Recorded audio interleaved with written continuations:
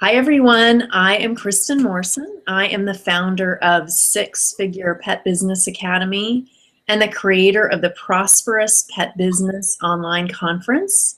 I am so happy to welcome Martin Deeley here today. He is the executive director and co-founder of the International Association of Canine Professionals. He's also a dog trainer for over 35 years in Florida. And I am just so happy to welcome you here today, Martin. Thank you for being here. It's a pleasure, Kristen. It really is. Thank you for asking me.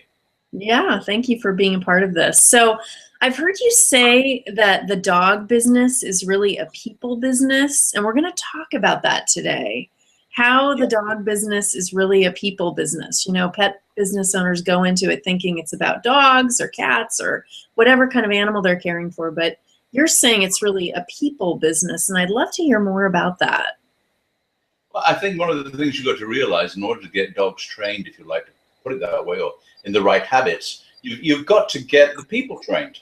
And we're often trying to get the dog to do right without actually changing the person, changing their habits, changing their ways. One of the most common things, and I'm never quite sure why it is, they always want the dog to know the name. And then they use it for every command, you know, Ben here, Ben down, Ben sit, Ben. And all the dog hears is Ben all the time. And you've got to try and change people. So that's the important one, I think, that when you're looking at training dogs, you're after training people in some way to help the dog to learn. And the other thing is, of course, in order to train the people, they've got to like you. Because if they don't like you, they won't actually follow through with what you are asking them to do. And I think liking you is an important part of the training kind of process. If they like you, if they have confidence in you, if they realize that you can get results, then they'll listen to you. But it is a people business where, you know, one of the things that you do find is that people get a dog and it's a life-changing experience. You know, there are some people that have got dogs, and I hate to say it, but I feel as though sometimes I'm going like a marriage counselor, because I have to try and help the couple to understand each other to help the dog. There are times when I get people call and say, we had the dog that you trained 13 years ago, it's just passed away. You don't believe how important that was in our life, what you did for us. That dog was just tremendous. It made our time. And now we're getting another one, and can you help us with this one? So, you know, to me, it's a people business. And I just want to say to all the pet business owners who are watching today, there are going to be a lot of dog trainers that are watching this, and there are going to be a lot of pet groomers and pet sitters and dog walkers. So even if we're talking about dog training, just insert your business into this conversation, you who are watching, so that you can understand that a lot of what we're talking about today relates to you too, not just dog trainers. And so the next question I have for you, Martin, is, let's say someone is a dog trainer. Where is the best place to meet their new client that they're going to be working with? Well, we do it two ways. One, of course, we go to people's homes and we help them within their homes. The other thing is that people come here to meet us and we do board and train. And when you talk about meeting people, you know, we first meet people when they look at your advertising or when they look at your website, and they're looking at something which they can relate to. They're looking for something which will help solve their problem, so get what they want, whether it's buying food for their dog, or whether it's grooming for their dog, or whether it's training for their dog. And the other thing you've got to realize that people have got in their mind what they want. So you don't say, I teach sit, stay down here. Say, have you got a dog which jumps on guest? You have a dog which doesn't come when it calls, and they look at it and go, gosh, yes. If you're a groomer, you know, do you have a dog which keeps catching birds?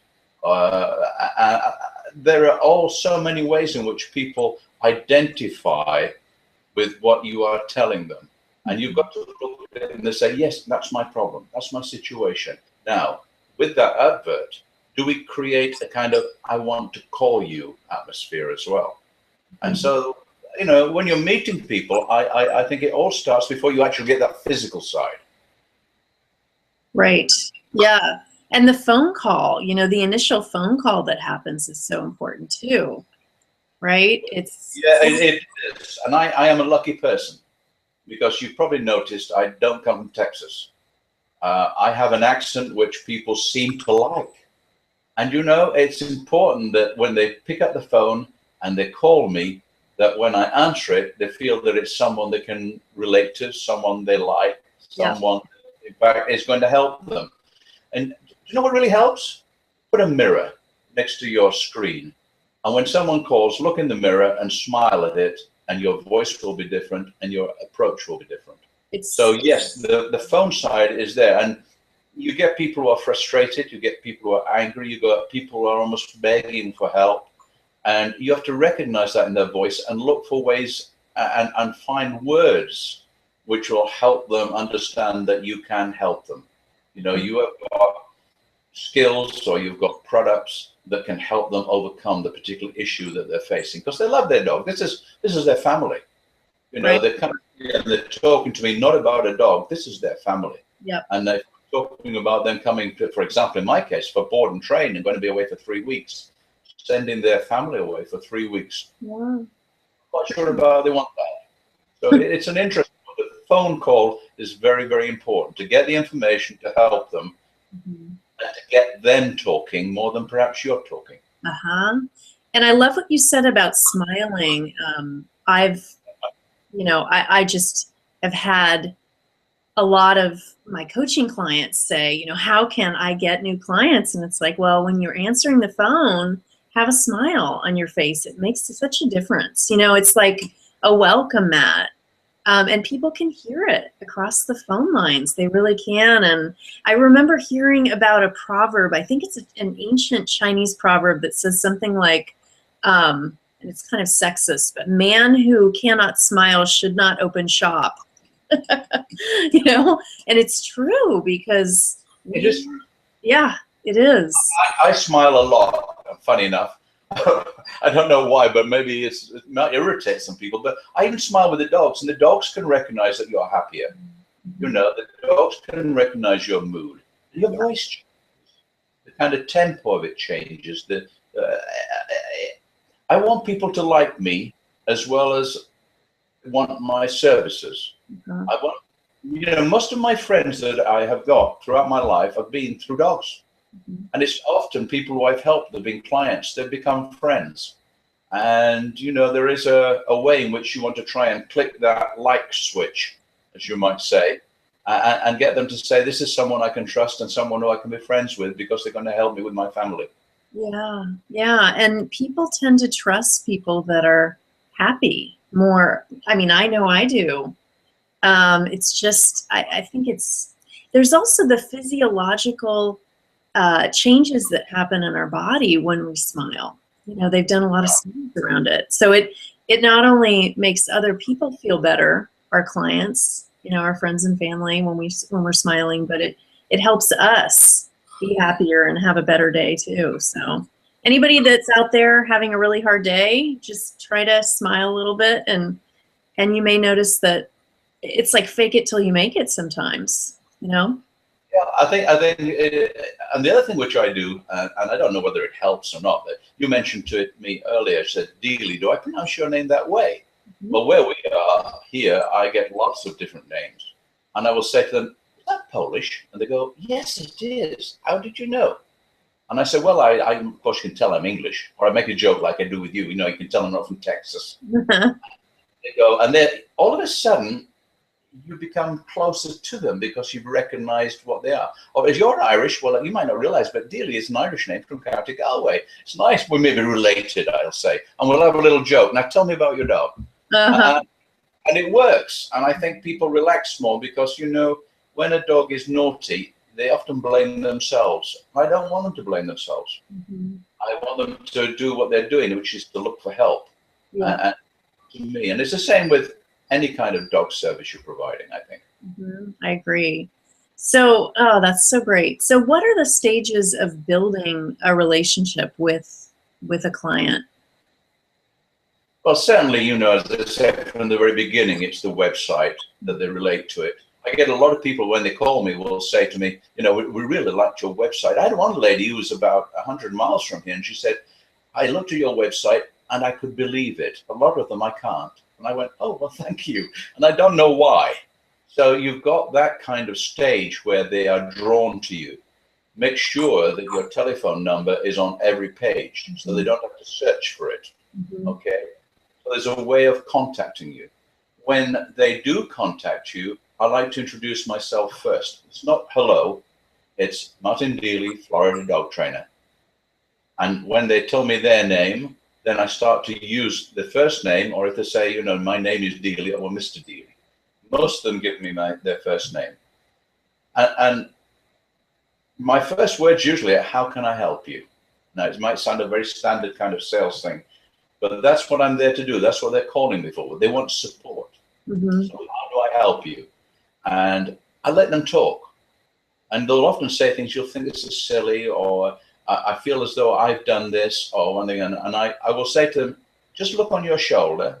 And they'll say yes. And I say, now wipe that guilt off of it. And they'll go, oh, I said, look, things like this happen. That's what I'm here for. That's what I'm here for, to help you. I admire the fact that you've got in touch with me so that I can help you. Now, tell me more. And then I'll question them and help them bring it out. And what you're aiming for, the next thing is for an appointment to go to their home, or for an appointment to come into us, because that's the next stage. And then when, of course, you go to the home or they come into you, there is that body language. There is that verbal language. There's that facial language, which you want them to accept. Feel comfortable with, you know, that you're coming in there to help them. You're a reliable kind of person to do that. And basically, once you've got there, then I'm always looking for them to many times provide the answers. Because if you question them in the right way and get them talking in the right way, they know basically what they're doing wrong. It's up to me then to show them how to put it right. So there are different stages that you go through, but your body language, particularly the words you use.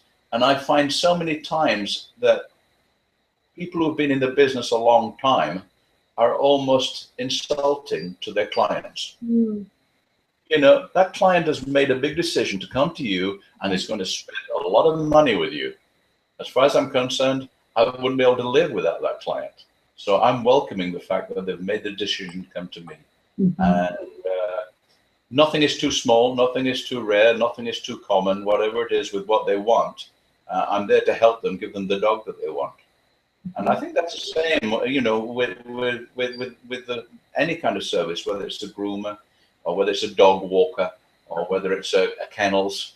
I had kennels in England for 35 dogs, and people wouldn't go anywhere else. And they used to say, why do you come back to me each time? They say, because we feel comfortable and confident that our dog enjoys it here. He always comes out better than when you came in. And to be honest, we'd love to stay here. We'll put the dog somewhere else. We'll love your kennels, and we'll love the grounds you've got, you know.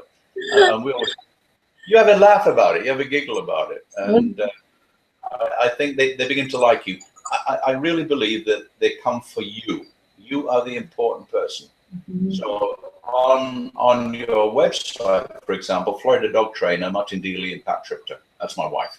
Okay. So you put that out there. I want them to recognize you as being that business. It's very important that they know your name and feel comfortable with it. Exactly.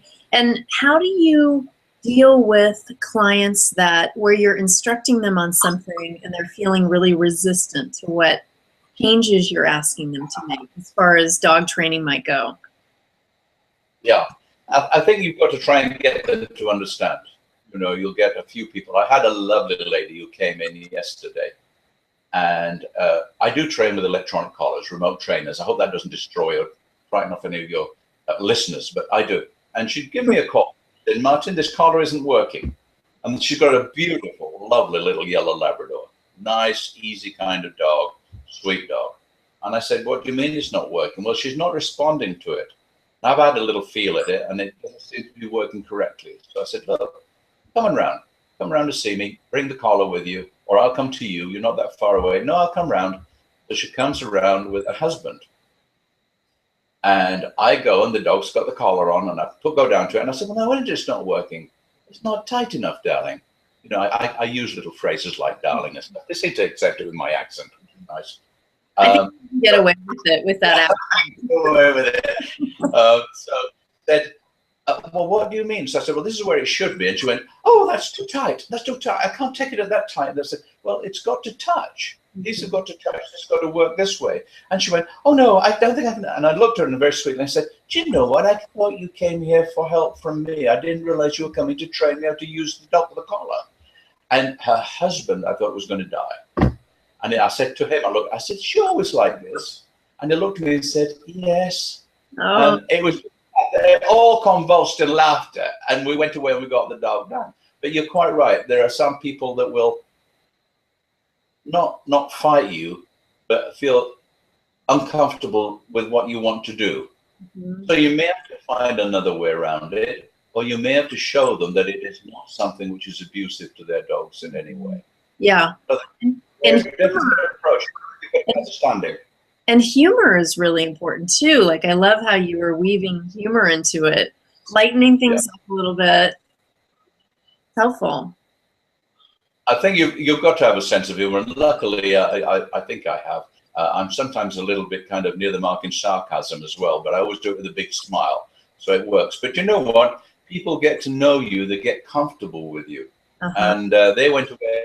And as I said, this little dog is just a fabulous little dog, and in fact, the owner looked at me and said, "She likes you a lot," and that makes a big difference, you know. If you go into the groomers and the dog pulls you in there, if the dog goes to the pet store and pulls you in there, the dog comes to the trainer and walks into the kennel area and says, this is my crate, this is where I was last time, thank you very much, goodbye, mom and dad, they know that you're okay. Yeah. So, you know, when you've got objections, you can overcome it many times by showing the dog is still happy. Whatever you do, the dog is happy and likes to be with you. Yeah. That's great. And what are the reasons that people actually get dogs? What, you know, what do you find when you're training dogs? What are the reasons? I think this is the problem, that sometimes you get people who in family get dogs for different reasons. The mum wants another baby, and now has decided the family's gone away, but she can have a dog. Dad wants someone to protect the family while he's not there. The kids want a dog to play with and roughhouse with when they want it. You know, when they want it. And then they want the dog to go away somewhere else for a while. I can remember as a little boy, I mean, I was 11 years old and my dog went everywhere with me. And if my friends didn't want the dog, I didn't go with my friends. My dog was my best friend. And as I was 11 years old when that happened. It doesn't seem to happen as much now, but you see, I could go and play in the streets in those days and nobody worried about it. When the street lights came in, my mother called me in to go home.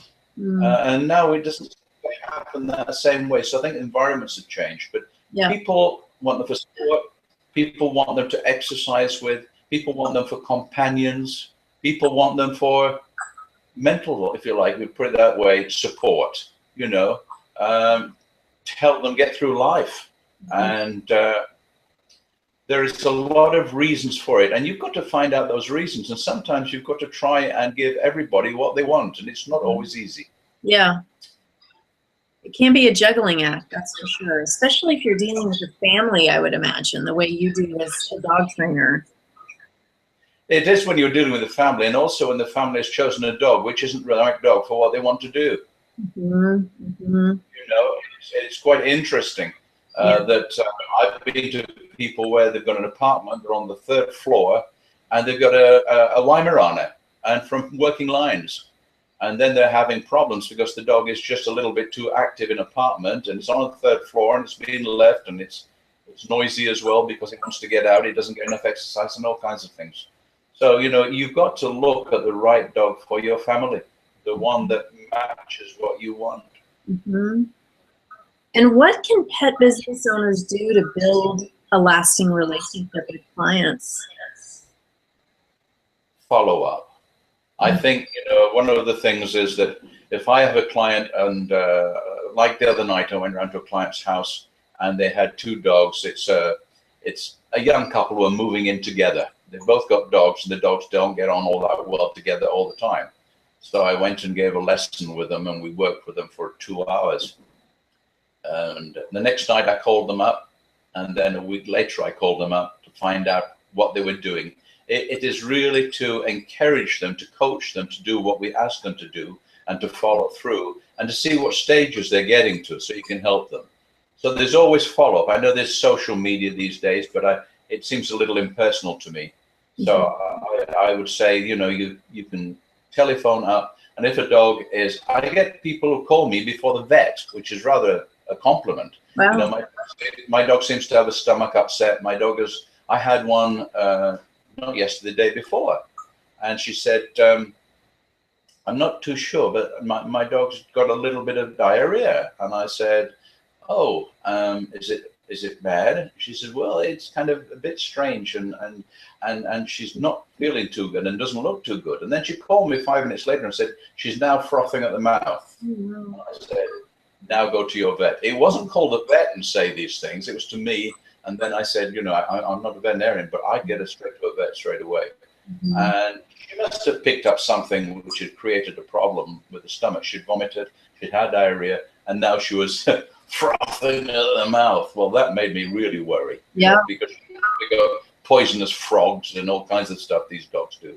So it's rather nice that people trust me enough to come to me and ask me those kind of questions, and I can advise them to go, oh, well, go to a groomer. They'll clear out the perv between the paws, and go to a veterinarian, particularly with a throbbing. Just get that checked out that she hasn't picked up something poisonous. Go to this shop because they sell this particular kind of dog food. Are you with me? We get people who ask us for recommendations on all kinds of things. So it's that follow-up all the time. And whether you send Christmas cards or whether you are, as I say, social media, they're on Facebook and things like that. But I like to have a little personal touch as well. Mm-hmm. And dogs come back regularly to us for a little brush up or whatever it is. Mm-hmm. It's nice. They feel as though you're a friend and part of the family. They like you, and it's you. It's important. That's great. And what I mean, do you think that follow-up is the most important aspect of building relationships with clients? Sorry, I missed that. Dog walking, did you say? Oh gosh, I know the sound is a little funny. If you were to identify one thing that is most important in building a relationship with clients, what is it? Understanding and supporting. There's two things there. Mm-hmm. You've got to understand their needs. You've got to understand their problems. You've got to understand their own mindset with regard to what is concerning them. You know, and do you know what? They don't always tell you what it really is because they're embarrassed about it. Mm-hmm. You know, there is that kind of thing. So you've got to understand, and I like to put myself in their shoes. Well, how would I feel if this was happening to me? How would I feel if I had that kind of issue, that kind of problem? And then I start to work with them to get accepting of my support and my advice and my working with the dog and working with them to achieve the results that they're looking for. And I suppose my biggest aim is to keep the dog there for a lifetime. Mm-hmm. Yeah. You know, we're all looking at, and that's an important one.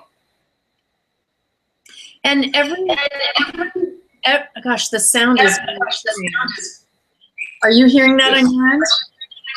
It's a little bit strange. It is. Okay, I'm not sure what's going on. It's very odd. But well, this is where I say I'm good at training dogs, but not very good at this technology. All right, Martin. Well, let me see if the sound is a little bit better. Is it better now? Yeah. Okay, good. So, how do you deal with difficult clients? Again, it's a matter of understanding. You ought to realize that not being difficult to be difficult. They have got certain thoughts in the mind, certain concerns in the mind. There's certain things that they want. And sometimes they come along, you know, and they're difficult because they are disagreeing with each other. We ask always to try and get the whole family there. We want husband and wife particularly. And, you know, men are never bad lovers or bad dog trainers. It's just in our minds. We're good at both of them, by the way.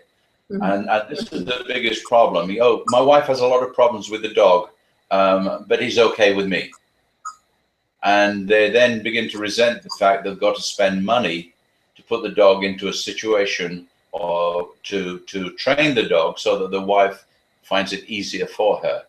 And so you've got to try and balance it out. You've got to try and help both of them, and you've got to be understanding. And you know what? It's quite interesting that you can play both sides. You can look at the husband and say, yeah, yes, I know. The dogs listen to you more because of your voice and the way that you actually hold yourself, your posture. You're far more positive. Your wife is just sweetheart, and the dogs love her, so they take a little advantage. And that's it. So you can do things like this. And so you're not taking one side or the other side, but you're supporting both sides, you know.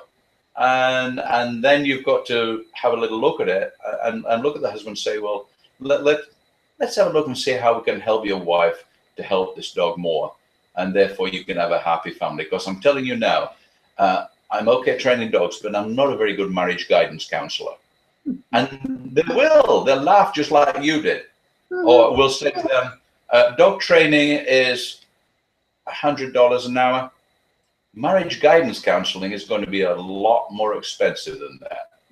And then they giggle again. In other words, you're understanding both sides and you're bringing them together to a common core or to a common cause, which is to actually change that dog and to change them as well. Because hubby wants his wife to change from being someone that talks all the time and cuddles all the time, the dog, and it just is overwhelming the dog in some way. And the wife wants the husband to go for walks with the dog with her because husband doesn't, you know, as much. It's just the wife that takes them out, and she wants him to be more involved with it. So if you can start to get the people to change in order to help the dog to change, hence again, we're coming back to, it's a people business. We're getting the people to change to help the dog to change. And you know what? When the people change, both of them, and their relationship changes, they're happier together because of the dog and what they're doing for it. It becomes a common purpose. Do you know what I mean? Yeah. So yes, there are difficult customers, and you get customers who call you and say, this is not working. And we'll say, okay, let's have a little talk about it. And then we'll go back, or we'll get in touch with them, or, you know, we'll give them a different approach, or we'll find out exactly what's happening. They're not coming to you just to be difficult. They really still want help. That's great. That's my thought. That's great. And so any final tips for pet business owners? Now I'm losing you on the sound again. I missed about 3 words somewhere there. Any final tips for pet? Yeah. Final tips. Smile. Be welcoming.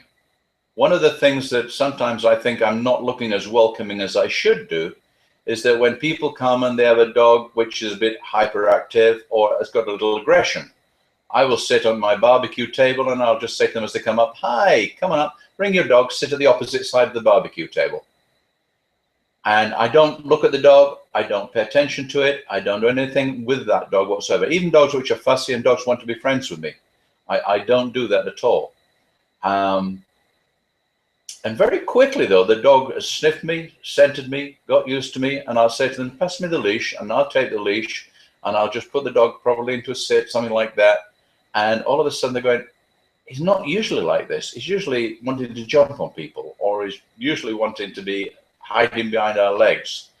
And that to me is not always what I call welcoming to a person, but I explain to them that it's more welcoming to a dog. So there are times when I think I'm not giving the body language I should do, but I hope that most of the time I am. But when they come up with a dog, it's a little bit different. I don't go rushing up to them to shake their hands and say who I am.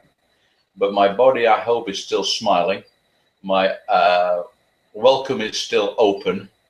And they feel comfortable coming up and doing what I ask them to do because of the tone of my voice.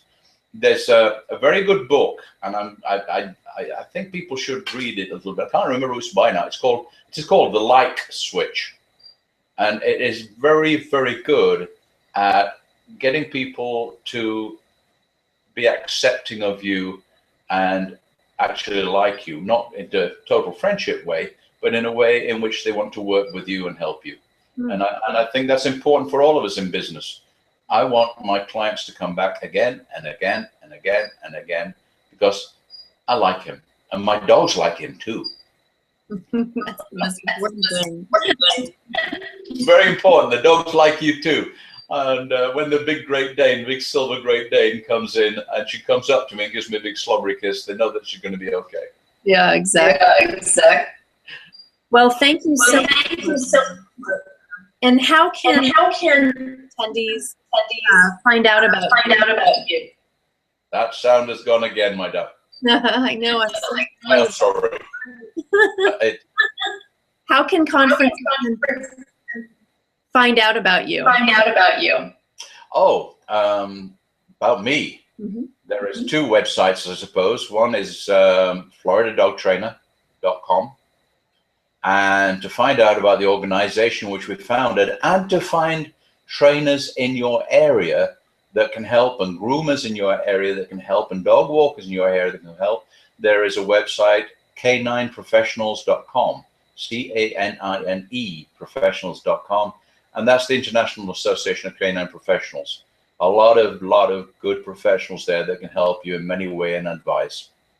Great. Thank you. Thank you, Martin. Enjoyed it. It was fun. Thank you. Take care. Bye. Bye. Bye.